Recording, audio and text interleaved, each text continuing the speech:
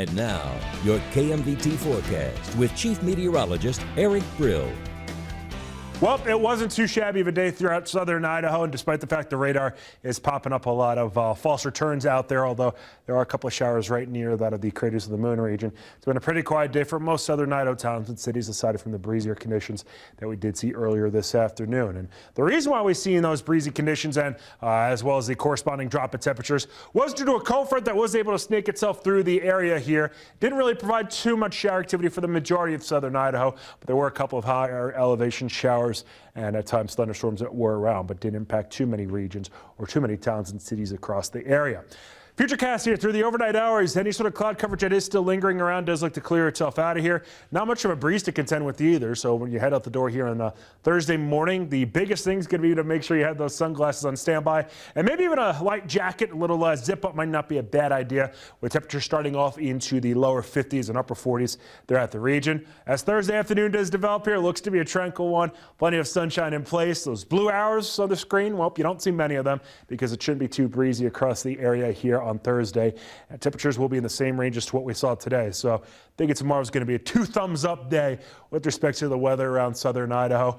The last day of the work week, of course, that being on Friday, looks to be another great day of weather as well. Temperatures will gain a couple degrees here from Thursday into Friday due to an incoming area of high pressure that I'll talk about here momentarily. Not much of a breeze, and well, even as far as cloud coverage goes, that does look to be few and far between. But that's Friday. Still got to get us through Thursday first, in which temperatures in the middle to lower 70s for the Woodford Valley. Really nice weather conditions expected with south to west winds at 5 to 10 miles per hour and mainly sunny skies to boot.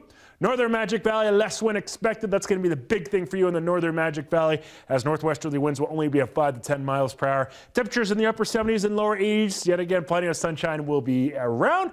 Twin Falls County, middle to upper 70s. Northwesterly winds at 5 to 10 miles per hour. That big ball of fire, rather, about 90 million miles away. We'll see plenty of it on Thursday. And last but not least, the Mini-Cas region, comfortable conditions, temperatures in the middle 70s.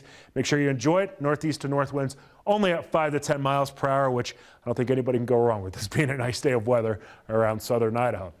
Now, as far as going deeper into the forecast here, there is an area of high pressure that's going to kind of move itself, or a ridge of high pressure that'll be moving itself from the Pacific Ocean over into our neck of the woods here as we roll towards Friday. That would nudge our temperatures up ever so slightly, but then it really starts to impact us a little more so as we roll towards the weekend and into early next week. This isn't going to drastically increase our temperatures, but nudge us up from, say, the middle to upper 70s on Thursday into the middle to lower 80s here come Sunday. So a little bit warmer around southern Idaho.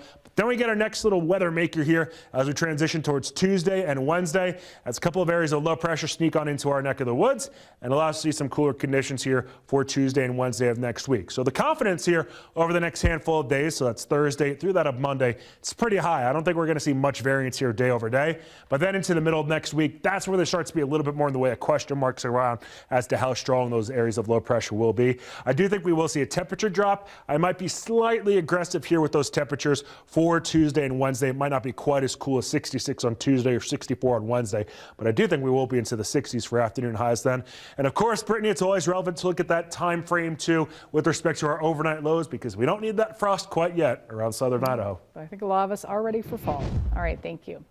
Senator Mitt Romney spoke to the press after announcing he would not be seeking re-election at the end of his term. When asked about why he would not be seeking re-election, Senator Romney said that he'd be in his mid-80s at the end of his next term, and that's time for people in the next generation to step forward. People of my age, the boomers, have done pretty well for ourselves. We voted for all sorts of benefits and programs for us, and we haven't paid for them. And I think some of the people that are coming along next want to have a say in how we leave the earth and how they prepare for the future they're going to live in.